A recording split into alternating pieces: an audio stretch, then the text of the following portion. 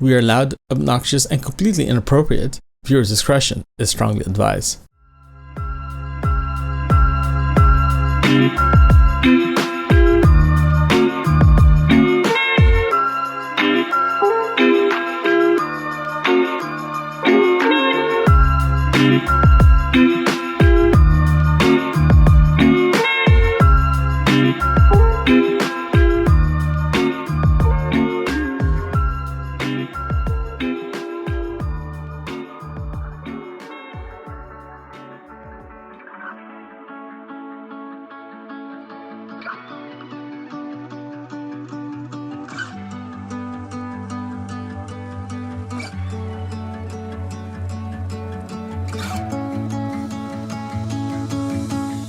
Hello everyone, and welcome to another episode of Camping with Lenny.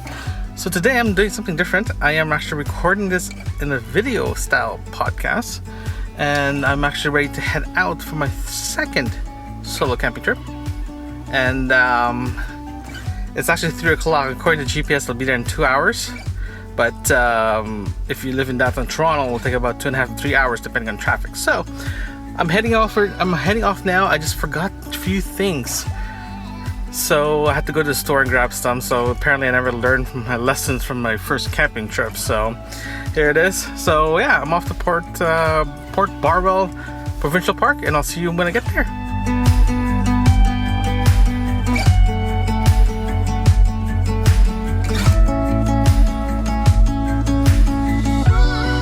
So the first thing I do when I get into camp is actually get my thermostat up and running. Because this is so far one of my favorite best purchase ever done. It literally keeps the bugs away. I don't even know which one's been used so far, but I'll just use this for now. Yeah, this is one of the best buy ever made. It actually worked out really well. It keeps the mosquitoes away. I'm very happy with this purchase. So mosquitoes are already out and about. So first thing first, get rid of the buggies. If we can get that guys out, I'd be a lot happier, right? I'm not even, there you go, much better right there, right? Okay.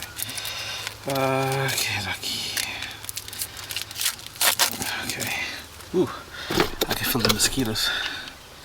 So you just insert this cartridge here like this. You grab your butane. Screw this in here.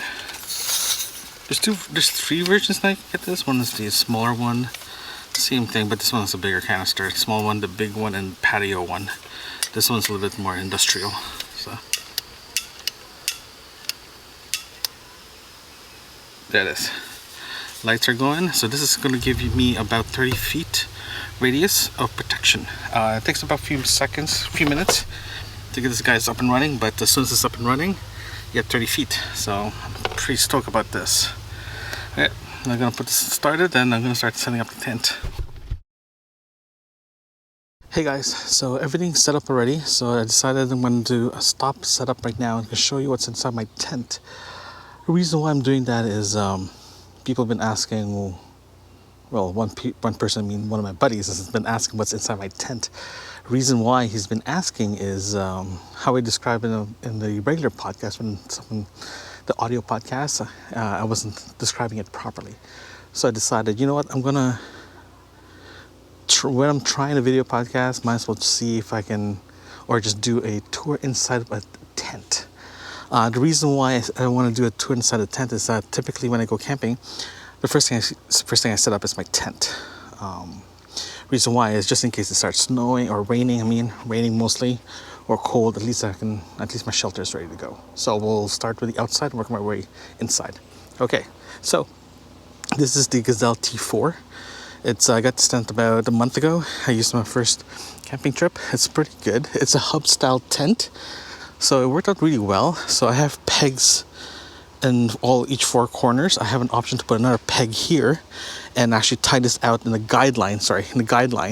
The reason why I didn't do that because there's no heavy wind that's happening. If there's a heavy wind, then I'll tie it down. Here's the rear door. This is the rear door for it. Again, it's pretty simple, pretty straightforward. So I'm gonna go inside and show you guys what it looks like, but how I set up my tent. So here it is. Hopefully the light is good. Okay, so let me just close this because mosquitoes are coming in. So when you walked in, this is my bed area. This is a cot, a simple single cot. I actually have a camping chair inside. The reason why I have a camping chair inside is just to provide a seating area, especially during the day. When it gets really cold outside or hot outside, I can stay inside this tent. Also, when I need to change or anything like that, I can just do it through here. Next one is what I have here is a side table. This is the foldable side table ones you can get on Amazon, and my jackery. Right now I only have my pad up because I'm still inflating it. I normally set up my bed before I go to bed. Yeah. Reason why is I just want to make sure the pad inflates properly, and just in case. So I have my clothes here, my sleeping bag, another bag for my pillow and blankets or whatever I need to put on top. I'm normally gonna put a light up here. I'm gonna show you, I hang a light here and I have another light here, but I'll set that up again tonight. So let's go outside. Oh, one more thing I have to show you guys is this here. This is just a simple floor mat. I have carpet, a utility carpet I had my old car. The reason why I have it inside is I'll show you guys why I have it inside. You'll be wondering why. Because I'm not sure if you noticed something in this tent. There is no vestibule. Zero vestibule.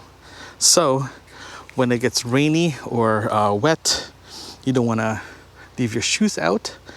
You have to bring them inside the tent. So hence the mat inside. That's why. Okay, so the other one as well too is this setup itself. This campsite is actually pretty interesting. It's actually pretty narrow.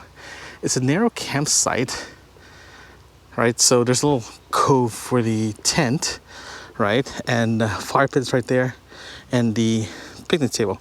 When I arrived, the picnic table was here, but I want the picnic table close to the heat so I can cook and not be far with all my stuff that I need to cook at. One thing that I forgot to check is if it's possible to use, yes, this. Reason why I want one of these up and running, because I actually put a grill on top of that when I cook. So I don't have to bring bigger grills. I'll just use that to cook in. And my firewood's right there as well too. And the firewood is actually just beside the tent, beside the fire pit, ready to go to be cooked. So, hence, so like I was saying that I typically set up the shelter first before I do anything else, because just in case weather changes or anything like that, it's ready to go. It's a habit that I've been doing since I started camping with friends and family, and it's been pretty solid. So I'm gonna finish setting up the area. I need to get water, and I need to get water and get the kitchen set up, sorted out. And one more thing I want to show you guys: thermostat. This is one of the things that I love using.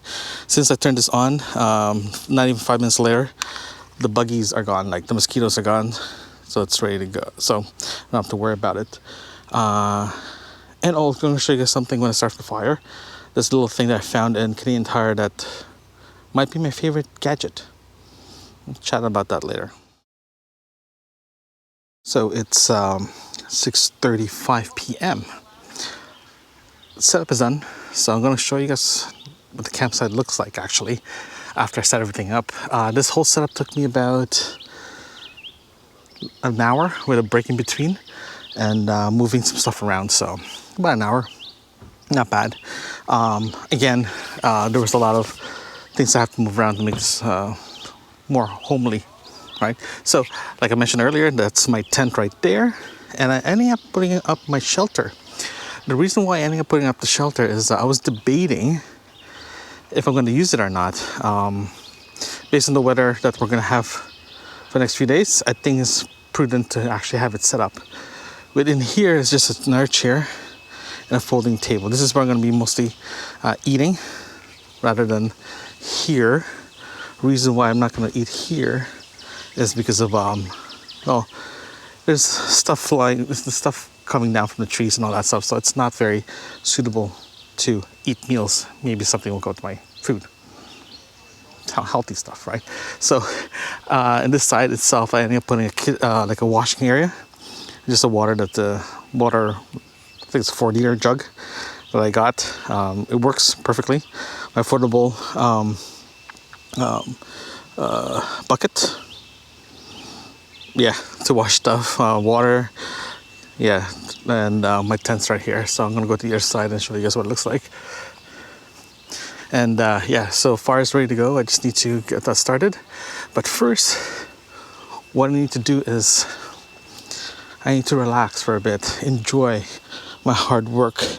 So I'm gonna in my shelter here, put my camera where it's supposed to be, right there. And in today's beer clock, it's a Stella in a can.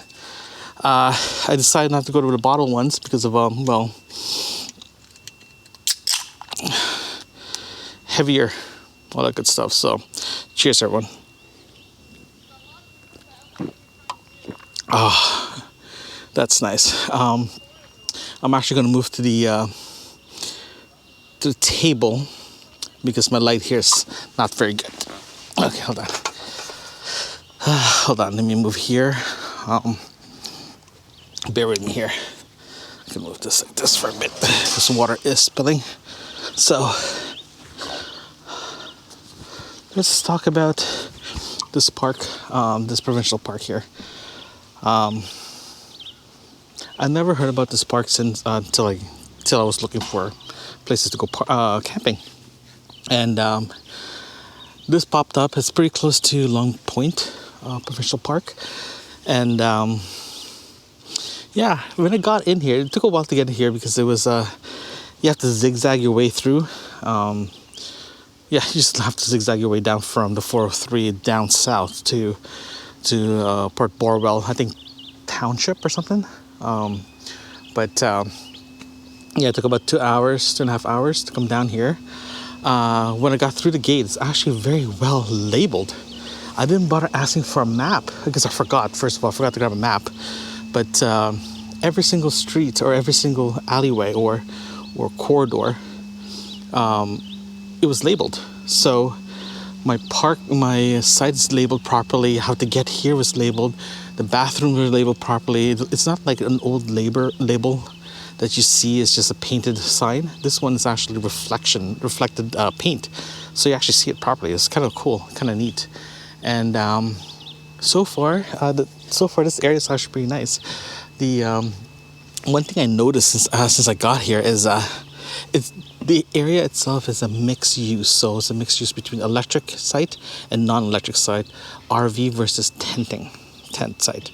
They're all mixed. So my neighbor to the right behind me here and the neighbor over there, they're both RVs, but the one across me is tent.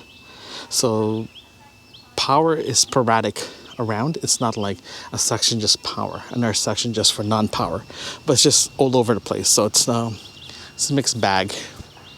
And I noticed that this area here, people who come here is mostly RVs and families. So if you're looking for a site that's actually quiet and well, we'll find out if it's quiet tonight, though. We'll definitely find out if it's quiet tonight. If it is quiet tonight, this place is going to be great. If it's not, this is going to be a party park.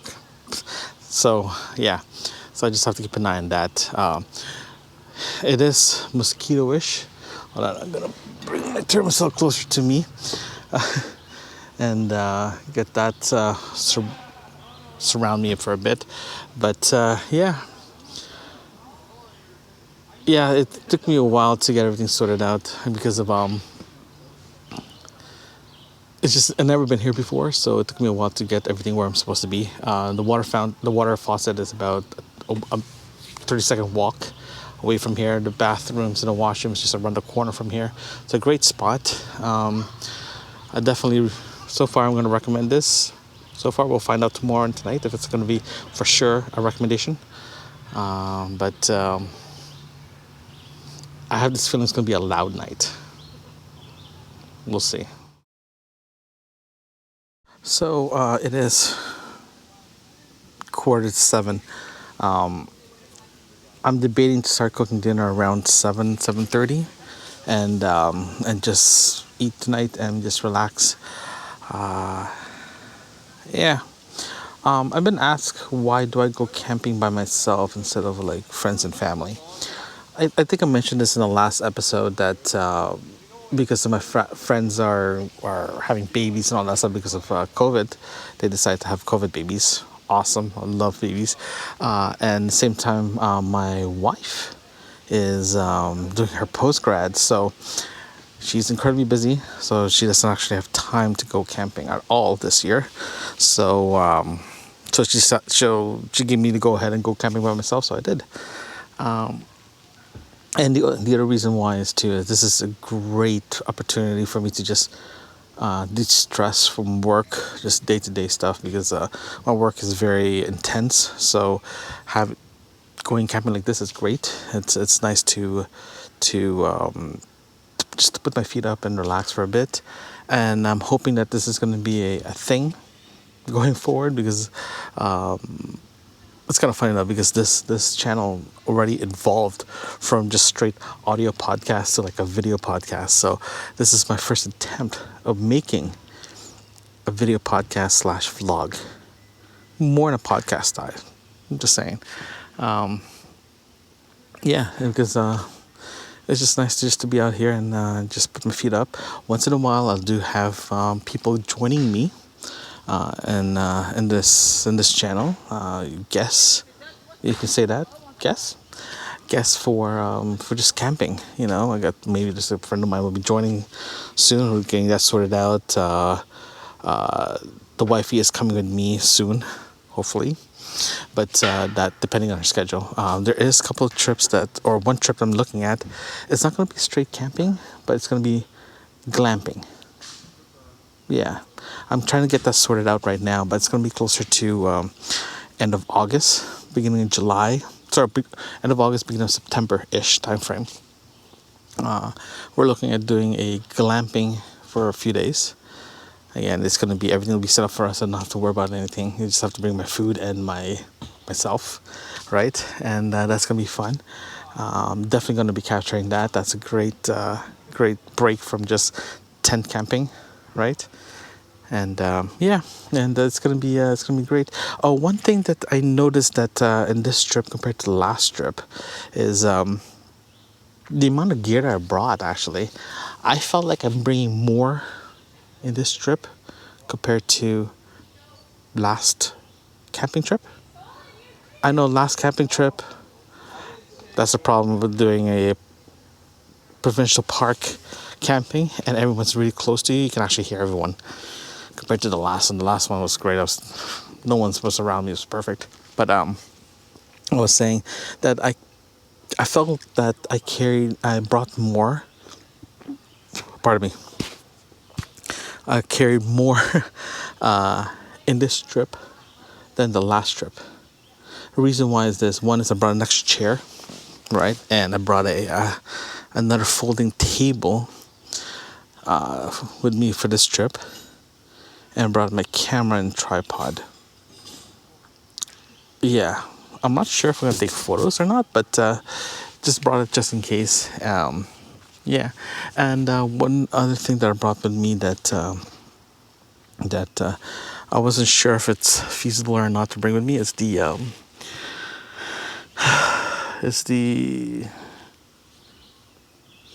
what did I brought with me that I wasn't sure?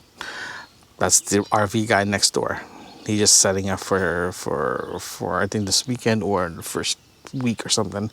But yeah, well, I brought a little bit more stuff. I actually forgot to bring a few things. I forgot to bring a coffee mug for coffee tomorrow morning.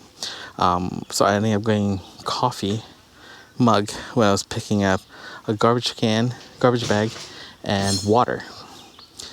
The water I brought with me is a 2-4, like a small container of water.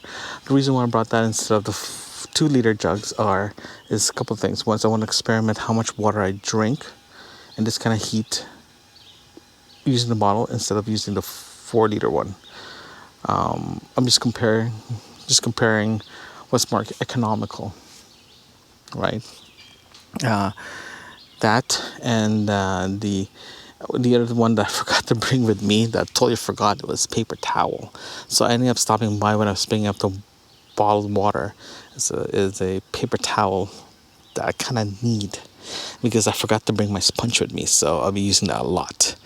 And I also brought one thing that I had in my camping gear in my storage, is a aluminum sort of a tray. I don't know where I got it from, but I have one. I'm gonna start using that as a plate instead of the paper plates. The reason why I'm using that instead of a paper plate is what I noticed that the paper plate itself has a tendency to warp, right? And it gets soggy. If it gets soggy, it gets really, really hard to use. So far, that's the plan. We'll see if I actually follow through it, depending how much dishes I end up doing tonight. So so I'll be keeping an eye on that. I also brought off with me. I'm going to experiment if I can live with using the thermocell all day, like throughout the whole camping, instead of using mosquitoes, instead of using mosquito repellent.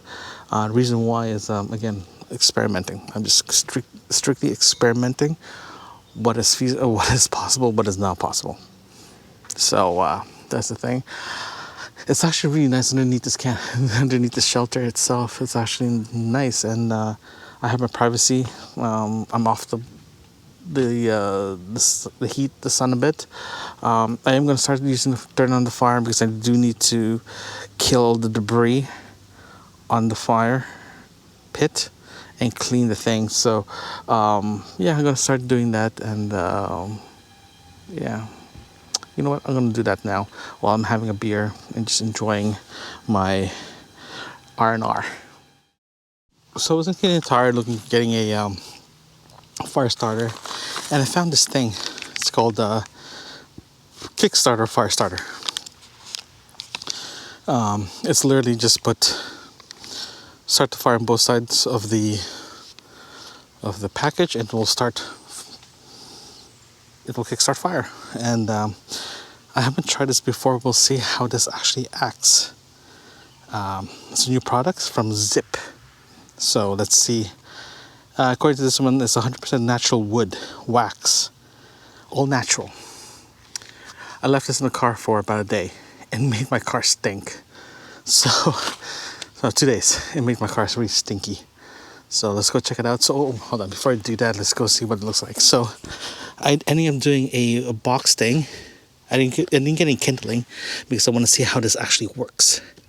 So I'm gonna light the fire there and fire there, and see if it works perfectly. I'm gonna put this away for now, start the fire, and put the rest of the wood there. So hold on, I'll be back. So I started the fire. So it's actually going now. That's just paper towel, but it's going. There's actually citronella inside there too, so I have to kill all that stuff as well. What I normally do is I just grab garbage from the car. Garbage from the car and just put it in there, so I don't have to worry about garbage. And just kill it all, so I don't have to worry about it. But I do save some for tomorrow, just in case. But so let's see how good this thing actually works. See if this actually runs. So so typically when I do fires, usually depending on the scenario, I normally just do a simple kindling, start that with a simple fire starter. But I'm kind of lazy, so what I've been noticing in the internet is using blowtorches. I'm not there yet, so that's why I'm trying new things to start fires. So we'll see how this actually works out. It is 7:54 p.m. and fire's been going for the past half an hour now. I'm actually going to start cooking dinner. Today's dinner is going to be very, very fancy. We are having filet mignon, bacon wrapped filet mignon, and rice. The reason why I'm having rice instead of vegetables is because I forgot my vegetables at home. It was in the fridge and I forgot about it. So we're just gonna have my backup side is rice and filet mignon for tonight, and it's gonna be delicious. Hi guys, so it is 8:32 p.m. and it's dinner time. So I'm having my filet mignon. I'll show you guys. My filet mignon, medium rare. Rice, unfortunately, again, I forgot my vegetables, so it is what it is. Gotta use my makeshift tripod, and I have my typically you have wine for your filet mignon, but hence I don't have wine, so we are gonna have another Stella. If you are any beer companies that are willing to sponsor me for this trip, I have no problems drinking your beer, so please let me know. Let's see how this tastes like, shall we? Very, very curious. Again, this is medium rare, I think. More on the medium side, but it's still juicy. Oh my goodness. Ooh, hold on. Got this again.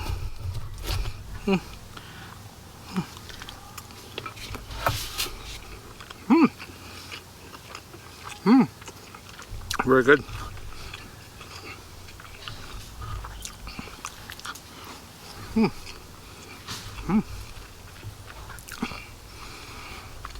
Not bad.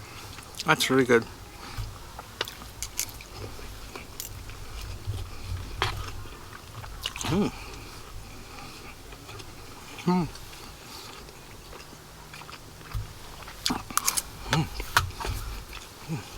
Cheers.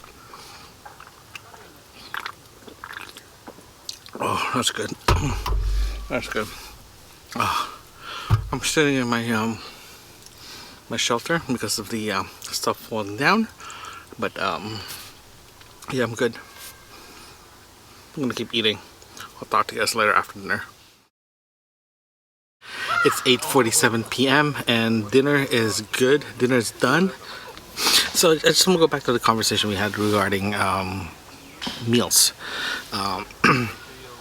Because I'm doing car camping with a tent and a proper campsite, and people always think that if you go camping, you go, you know, bare minimum: hot dogs, ribs, burgers.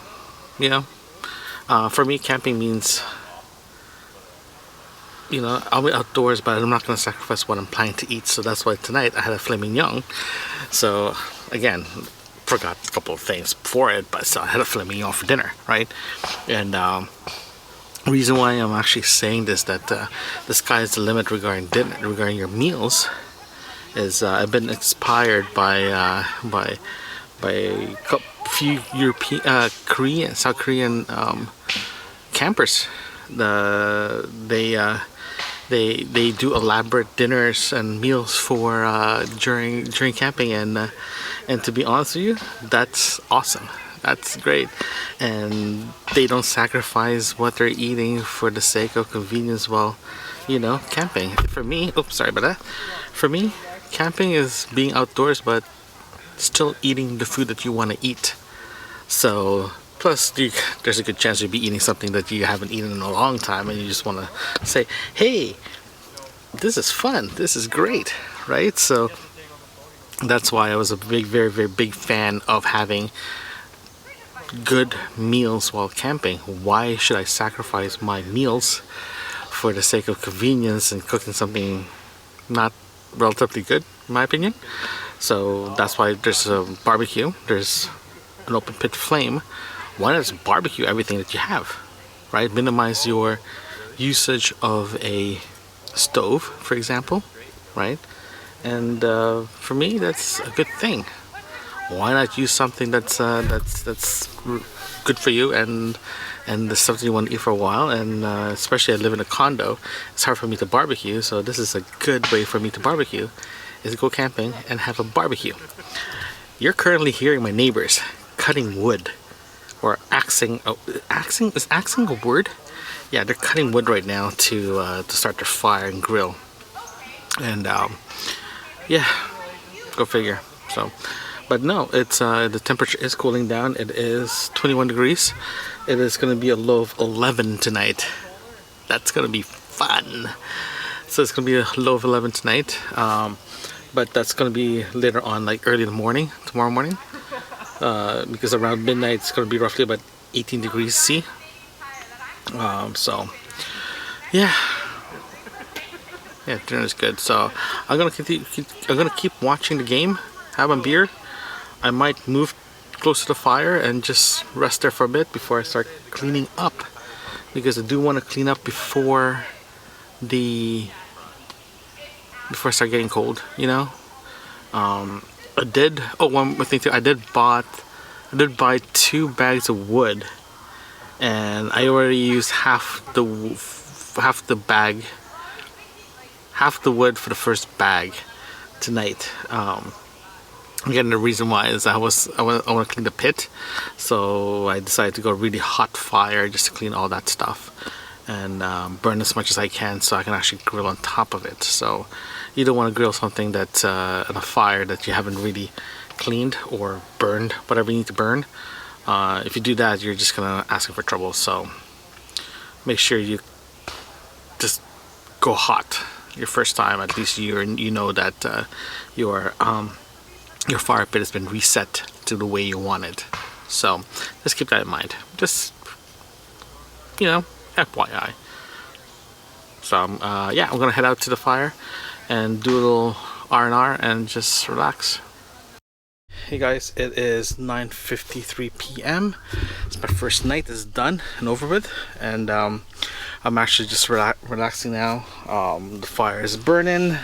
It's been a long day, so I'm just going to wrap up the evening.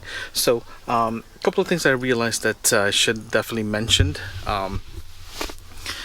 One of them is if you are planning to go camping in a provincial park in Canada, and especially in Ontario, you do have to remember this: you are not alone.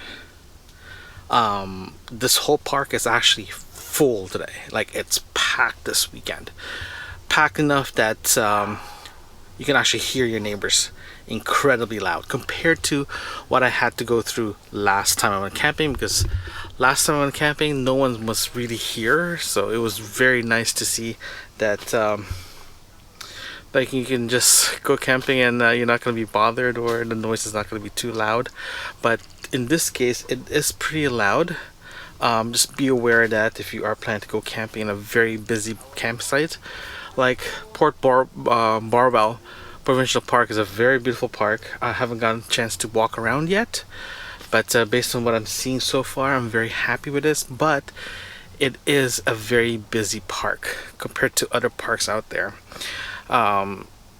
Because there is a beach here too. That's one of the reasons why it's busy as well. And because it is a mix used, as in there's camping, there's tent camping, there's RV camping. Power is just sporadic all over the park. It's not like a contained area for you to just park your car or park your RV, plug it in there, or your car or whatever, plug in as a plug-in site. This one is not. This one is just sporadic. 3 spots down from my campsite, it's a plug-in. It's a big plug-in site. Beside me, both sides of me and then one across, has no power at all. It's just whatever you get is what you get. So there's no power, but you're allowed to bring RVs here, and we're talking about massive big RVs. It's like we're talking about, like, you can fit like 20 people in an RV. It's huge. It's a huge RVs that's coming in. The spot that I got is actually pretty small. It's actually pretty nice spot. The reason why I like the spot is you have a driveway, then after that driveway just opens up. That's what I noticed on the sites here. It is a very narrow going in, but it's a very big lot at the back, so it's very you have a lot of privacy. You don't see your neighbors too often. Like some sites you see across, this one you don't see it, but it is very close to each other. That's the only thing. Yeah, that's the only thing you have to contend with. It's just your neighbors just being loud. There is a curfew in the provincial park regarding how much sound you're allowed to have. Personally, I don't really care. I sleep very well. I can go sleep in loud places with no issues. So just be aware. I have no problems with that. But be aware that if you are planning to go camping in a provincial park in Ontario, you do have to contend with loud neighbors, especially if they're close to you. Pardon me. If they're far behind, like away from you guys, away from your campsite, you're fine. But if they're very close, then that's going to be if you want your privacy, that's not going to happen here. So just be aware that when you're planning to look for new campsites, you just have to be aware that that oh, pardon me. Oh wow. Sorry about that. Oh wow, sorry. It was just a little dry throat right there. But I'm saying that you just have to be aware that you do have to contend with noise. You do have to contend with neighbors. You do have to contend with other factors. So be aware of that when you are planning to book a site. Look at what's around you. If there is, for me, I personally choose a site that's there's no plug-in. Reason why there's no plug-in, because you don't get music. Because people have a tendency to play music all night if they have a plug-in. Let's just say I experienced karaoke as well too in the middle of the park. So just be aware. Be aware. So if you are going to look for a spot that you want something quiet and a little secluded, look for spots that there's no power away from the RVs, then you're good to go. So typically if you go camping, if you follow those two rules, your site is pretty quiet. So just be aware of that. Like I mentioned earlier, there is curfews in the park. It's around 11 o'clock because it is a peak season now. So there's a lot of people walking past by you, especially the park rangers, to make sure everyone's kosher. So just be aware of that. So yeah. So I'm just going to wrap up for today. I'll touch with you guys tomorrow, and good night.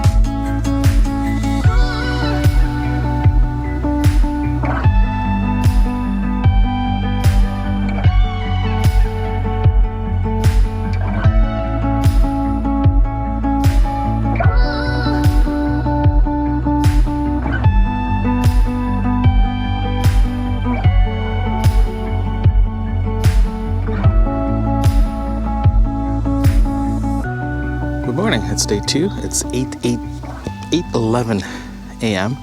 And last night was very uneventful. Like I was mentioning last night, that there is a curfew in the park around 11 o'clock, and it did. And let's just say all the noise stopped at 11 p.m. So good thing about being in a campsite like this is everyone actually follows the rules, because they don't want to be kicked out or fined or anything like that. So it's nice that everyone follows the rules. So Weather-wise, last night was nice. It was it's supposed to be forecasting around 17 last night, and I think it did go down around 17 because I was very comfortable last night. It was chilly when I was about to go to bed, so as soon as I closed all the windows, the whole place just got warmed. So it was really nice. And yeah, so I'm just going to start cooking breakfast and trying to figure out what to do for the rest of the day. Oh, looks like nothing really got touched from the animals last night, so that's pretty nice. Plus, at the same time, it's pretty chilly. I keep hearing this banging sound all day. I'm not sure if it's hunting season, but I'm not sure if there's hunting around are allowed around this area. But it's been like banging all day, like last night until at least midnight. So that was kind of weird. Yeah, so I'm just going to start the fire and get that sorted out. I just turned on the thermostat, so that's gonna take a while to kick in. But yeah, it was pretty damp last night because of the change of weather. It's supposed to be sunny all day today at a high of 27 C, and yeah, it should be good. It is gonna rain tomorrow. I don't know when it's supposed to rain tomorrow, so if it is going to rain tomorrow, I might just pack everything in the car and get it ready to go this afternoon or tonight after my dinner, because I'm not sure when the rain's coming. They said it's supposed to be tomorrow evening, tomorrow late afternoon, but I checked the weather this morning. It's supposed to be 60% rain during the day, so chance of thunderstorms. I'll keep an eye on that and see how that works out and go from there. But today I'm just going to have breakfast and enjoy the quietness. Let's see how quiet this place can go. I think, whoa, I'm not sure if you heard that. That was a fly. So we'll see. It is 8:32 p.m. Sorry, 8:32 a.m. Fire is going, water is boiling, and my thermostat just literally stopped. Well, you can actually plainly see it's actually done. So time to replace it and get that sorted out because it's very damp here, like damp enough that it can get very. Be very mosquito-y. It's gonna be very humid today, so if it's gonna be this humid today, it's gonna be very hot. So that means our little buddy mosquitoes will probably be out and about all day. I did check my inventory for pads. I have enough, I believe, for this trip. But my next trip is actually in August. I am planning to go somewhere in July. I don't know where or when yet, but I am planning to head out again in July. But for as of my camping schedule, my next trip will be in August. So the one in August will be a longer. It's actually a family trip in August, so it's slightly different. But I do need to get more thermocell. There you go. I just need to get more pads with thermosol because so far, knock on wood, my mosquito, in fact, my mosquito biting is very, very minimal. It's similar to if you have the off spray. But good thing about this one, I don't have any using the thermocell. I don't get stickiness on this. I'm actually using a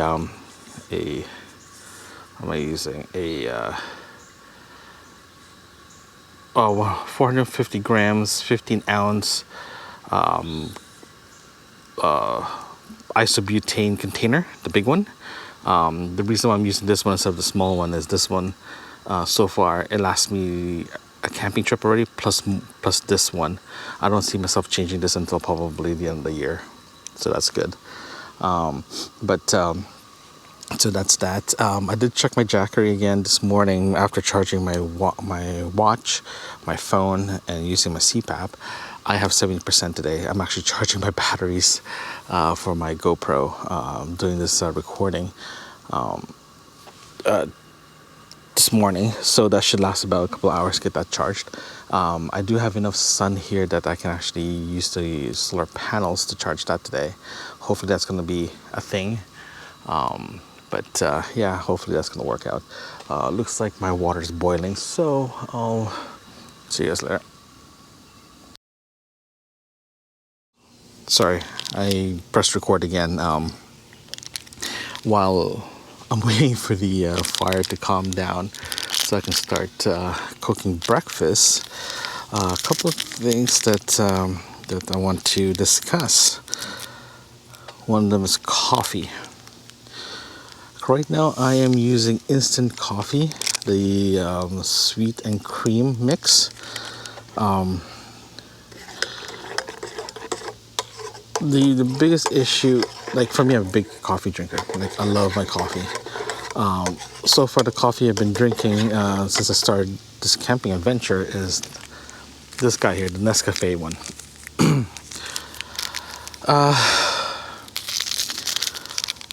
I'm putting 2 of these just to get some, like, you know, extra oomph of the day. But unfortunately, it's not strong enough. I am seriously considering going back to my doing a French press during camping or something. I'm trying to figure something out because for me, coffee in the morning is like a thing. You need to have coffee in the morning. For me, I need coffee. If I don't get coffee in the morning, I get really cranky really fast. If I get cranky, I don't have fun. That's the only thing. But you know, I'm looking at alternative coffee thing for camping because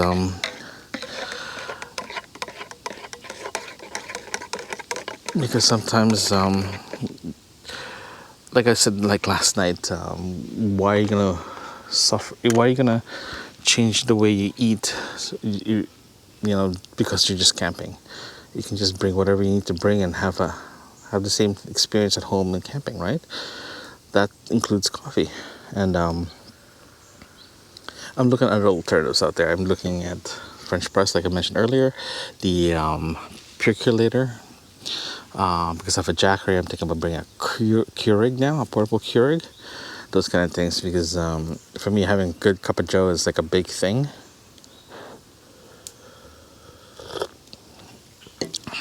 Oh, it does the trick. You know what I mean? It just does the trick, but it's not like, you know, it's not like what you have at home. It's not like, oh my God, this is amazing, right? So I'm looking at different solutions for my coffee needs for the next trip. Again, there's a lot of alternatives out there, including the I think it's called AeroPress. It's the that's a good alternative. It's an espresso based style.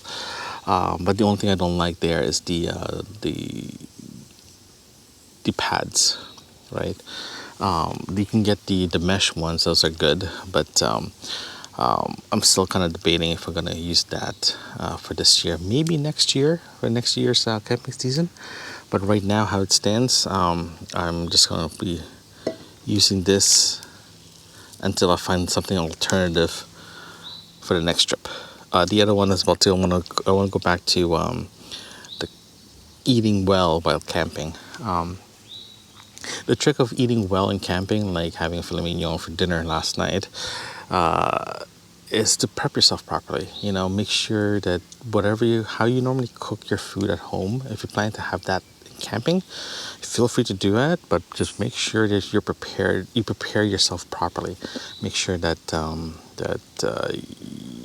you prep all your meals before you head out. So when you get to campsite, everything's ready to go. It's less chopping for you. It's less mixing for you. Everything is ready in Ziploc bag, and and start grilling after that.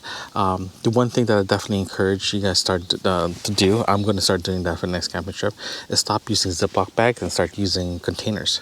Reason why I'm saying that is I realized last night when I was prepping everything is I use a lot of Ziplocs. A lot of Ziplocs, and it's not very sustainable. So that next trip, I'm definitely going to do a bit more container style packing instead of Ziploc packing. Ziploc is a lot easier to pack, but if you look at the sustainability of it, it's not very good.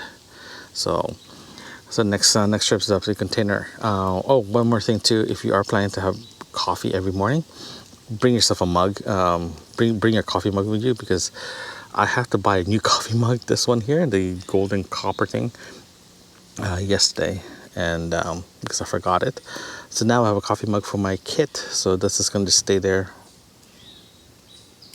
until the next camping trip, right? So yeah, those are a couple of things. The fire's still going. I'm just making it burn so I can have embers, so I can start cooking my bacon on it. And yeah, I'm just gonna be doing bacon and rice. I do have crumpets as well too, but I'm probably gonna save that till tomorrow instead of today, because of I need something hearty. I might have that for snack too. So I also have instant noodles for soup for later on today, because you can't go wrong with instant noodles in camping. You know what's really good in the morning, especially having bacon, is having your bacon cooked on an open fire like this. Look at that. That's how you cook bacon. Bacon in a fire, and you hear the crackling sound and the pork fat dripping right in the fire. It just stares out the smoke, the smell of it. It's just fantastic. So if you ever get a chance, barbecue your bacon on an open fire like this. It's worth it. It's really, really worth it. Hey guys, so it is 9:22 a.m. Breakfast is served. So what I did is, like I mentioned, I forgot my eggs at home, so I have to improvise for breakfast this morning. I have my coffee. Coffee, again, talked about this already. I'm just having bacon and rice for breakfast. I just think that rice is just eggs or whatever, but I love rice, so whatever. The bacon itself is grilled, so like I showed you earlier, and I bet you it's gonna taste so much better than the typical way you cook bacon. If I have a grill at home that I can have access to, open flames like that, I'll have my bacon cooked like this every day, every morning. So let's go test it out and see how it tastes like. Okay, it's a little crunchier than I expected, that I wanted. I like my bacon a little soft.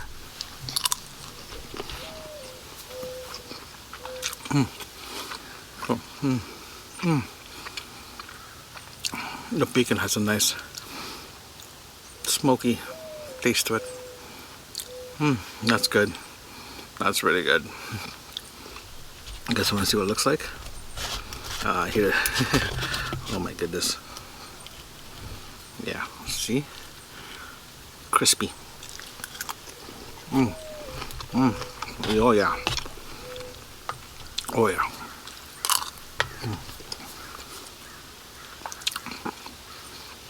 I want to keep eating. I'll talk to you guys later after breakfast. Hey guys, so it is 11:24 a.m. and last camping trip I never get a chance to test the Jackery's solar panel, so here it is. I'm finally getting testing. So it's working exactly as advertised. I'm getting roughly about 68 watts of input going into the Jackery.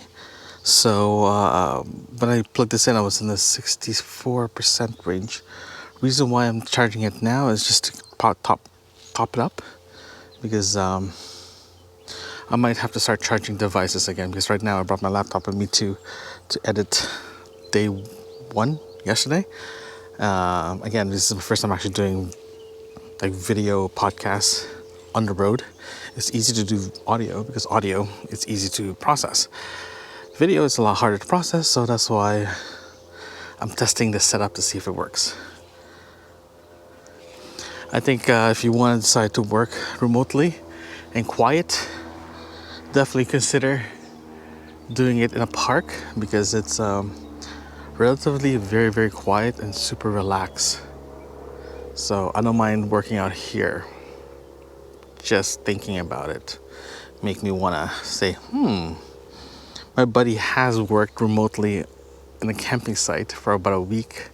So it is doable. You're just going to be eating a lot of data. That's the only thing. But yeah, it's doable. Jackery is working perfectly. Solar panels, charging everything. There you go.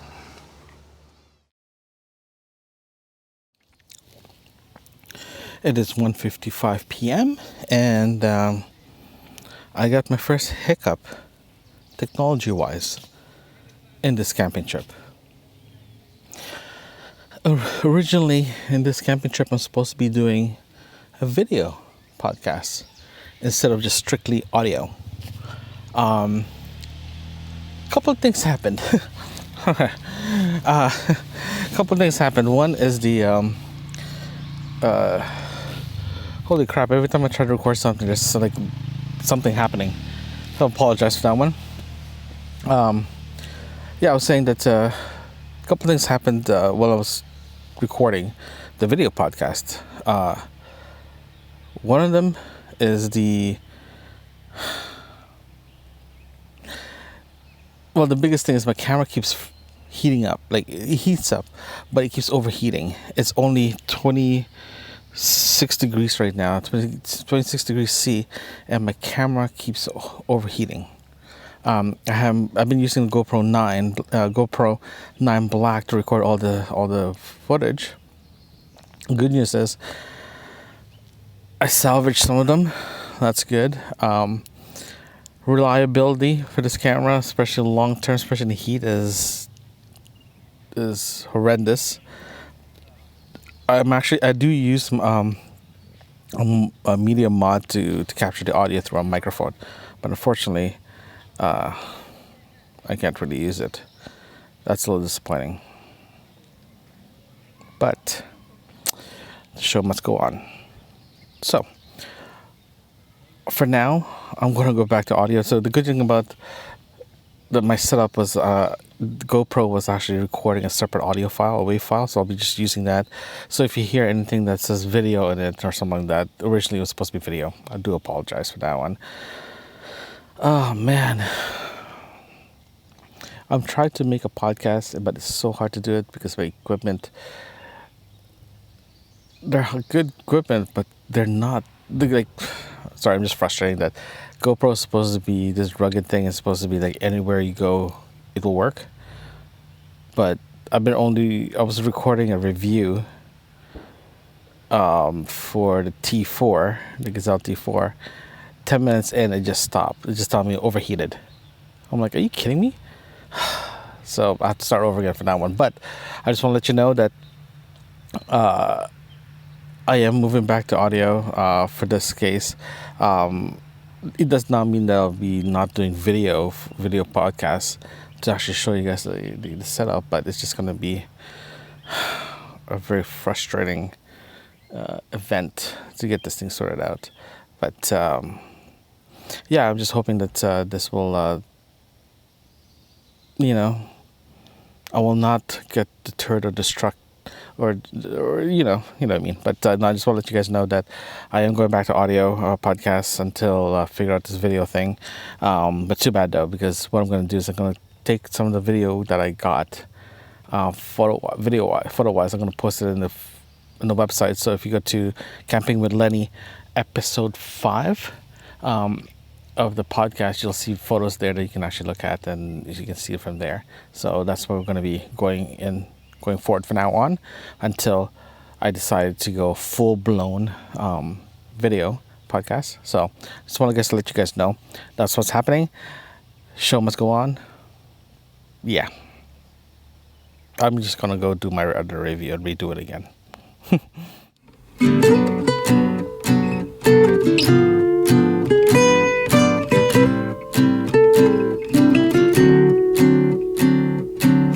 Hello everyone. So looks like I had issues with my recording. Apparently I had RF interference with my recorder when I was recording, when I switched over to straight audio podcast. I'm not sure. Like I mentioned before, I had issues with my camera overheating when I was trying to do a video podcast, so I switched back to audio. Unfortunately, I had massive RF interference with my recorder because of my wireless microphone that I was using. So all the footage, all the audio recorded that I did are all gone. They're all unusable. So let's just say this is my second hiccup of this trip. So I'm actually recording this on a Monday, day after when I got home. When I was testing the audio this morning, that's when I realized that there was an issue with the recording itself. So in other words, day 3, all my recordings for my final review are gone. They're not usable, including the pork belly that I cooked Saturday night. All the audio that I recorded are all gone as well. So, moving forward, for this recording, I'm just going to let you guys know my final review of the campsite itself. Because to be honest with you, I do need to provide that review because it is a very beautiful park. I'm not denying that at all. So my final review for the park is this: Burwell Provincial Park is about 2 to 2.5 hours west of Toronto. To get there, it's actually pretty simple. Just take one highway and you're there. You do have to zigzag down to rural roads to get to the park itself. The park itself is actually situated just at the shore or just offshore of Lake Ontario. So the park itself is looks like it's been renovated recently because of the washroom itself was very new, to be honest with you, compared to other parks I've been before. It looks pretty brand new, including the signs itself. Because typically, when you go to a provincial park, especially for the camping, they typically give you a map of the park. In this case, there's really no maps because everything was labeled accordingly. Like, when you get in there, everything is like, okay, your site 195, just follow the arrows where generally where 195 is. You'll get there. You don't need a map. So that's what's very refreshing and very nice to see. I'm hoping that the rest of the provincial parks will go that route as well too, because it's so well organized. I was very, very happy with that. The other one as well too that I want to mention that the park itself is actually a mixed use. What I mean about that is a mixed use between tent, RVs, and campers. And also the mixed use of power versus non-powered site. Compared to other parks, they're actually pretty segregated between RVs and campers and tent. On top of that too, it's pretty segregated regarding the use of power versus non-power. In this case, everything was mixed together. So 2 of my neighbors has RVs. None of them doesn't have any power. But if you walk a couple of seconds or just around the corner from where I am, it is tent or RVs with power plug-in. So it's a weird combination of it's just sporadic area with power versus non-power. And also the washroom facility actually has a washer and dryer. So the whole park itself is is designed for long-term use. So we're talking about if you're planning to camp for 2 or 3 weeks straight, you will have that ability to stay there for 2 or 3 weeks, because you will have proper showers, you have proper bathrooms, you have laundry facility as well too. And when you drive into the park, you actually have a dumping station for your RV or your trailer, and also fresh water outlets for you to get fresh water before you go into the park itself. So that was pretty nice. That was actually pretty awesome. And also the garbage and recycling area it's very accessible too. So you don't have to drive too far. You can actually walk your garbage to the bins and walk back without any issues as well. The roads itself around the park or around your campsite are actually paved as well too. They're not dirt road compared to other campsites, so that was actually pretty nice as well too. The only issues that I have in that place is is how close you are with your neighbors. Typically, some parks you don't actually hear them. They're far enough that the trees are actually blocking enough sound that it's just a muffled sound. But in this case, you can actually hear people's conversation. So especially if you're speaking loud enough. But the good thing about it is the privacy. The privacy of each lot. Well, some majority of the lots are very, very good. The foliage of the trees and the bush, everything else is actually very dense and very thick and very high, so you don't see them, but you unfortunately do hear them as well too. And also some of the lots that I seen, especially the one that I got, it actually almost has a driveway to it before it goes to the area that you normally put your tent in and in your cooking area. So that was actually pretty neat to see that there is a separation between where you park your car versus where your quote unquote living area or your tenting area. I've noticed that some of the areas are the same way too, so they're pretty staggered. So it's very, very nice to see that the privacy is there. But unfortunately, they are pretty close to each other. Like my neighbor across me, typically if you go to some parks, you don't see your neighbor when you look out to the street because they're staggered. In this case, they're not really staggered as much, but you can actually see them pretty easily. So just keep that in mind if you're planning to go to this park. Also, because the whole thing is being used for majority thing I've seen so far when I was going to that park, when I was driving around before I left, is everything's RV based. Everything is RV or campers, like a lot of campers, and it's designed for long term. So there's a lot of families taking vacations. There's people biking to the bathrooms. There's people jogging. Kids are in the bicycle as well too. So if you're planning to go in that area, especially in this park, you just have to be very, very cautious about kids running around in the streets and the bicycles, or people running, taking their morning jog or whatever. So just keep that in mind. Also, the park itself does not have a beach. You do have, the campsite, let me phrase this again. If you want to go to the beach within the provincial park, you do have to drive. It's not a walking distance compared to other parks. Like in Kilberry, you can literally just walk there. And same thing for Pinery, you can walk to the beach itself. Sandbanks, same thing. This one you do have to drive, but there is an alternative beach within Port Burwell township itself, like the town center. As soon as you go to there's actually a very beautiful beach. It's well maintained. It's very well supervised. There are rules that you have to remember. There are picnic tables as well there too. So that's in my opinion, that's a good place to go. There is a bunch of restaurants there too. So it is a beach town. They're making it like a beach town, and there is a marina as well too. So it's a very nice area in the park as well.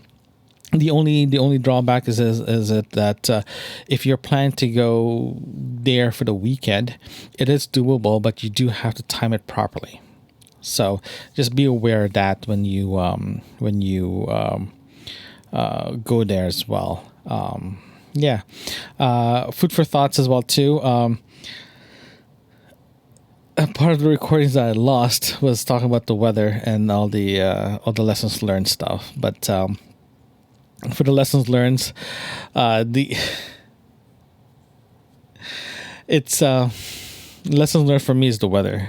The weather there is actually pretty different because different in a way that because you are in a closed canopy feel to it, because where I was staying at, if you feel the breeze, the wind coming in, the wind is not very intense compared to when I was in Earl Row, because Earl Row is a little bit more open, so when the wind comes in you can actually feel the wind. Here you don't.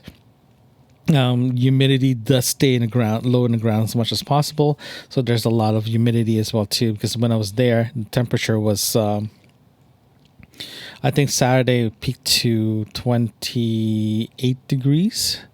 Same thing for Friday when I got there. When I left, it was supposed to rain, but unfortunately, it did not rain.